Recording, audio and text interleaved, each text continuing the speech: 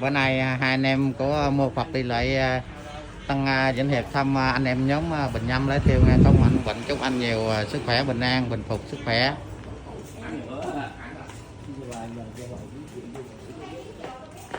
Cầu mong anh em đi an toàn về hạnh phúc thôi, bình an mạnh khỏe là được, gặp nhau bình an là được, bình phục là được. Này giờ tới nhà ông anh yêu của em nha, thì lại thăm ổng này, mong ổng bình phục sức khỏe.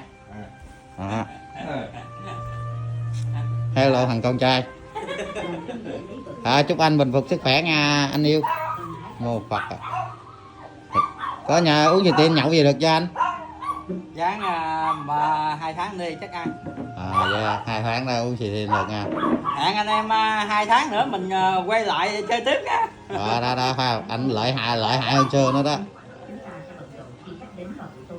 Giờ này trên bảo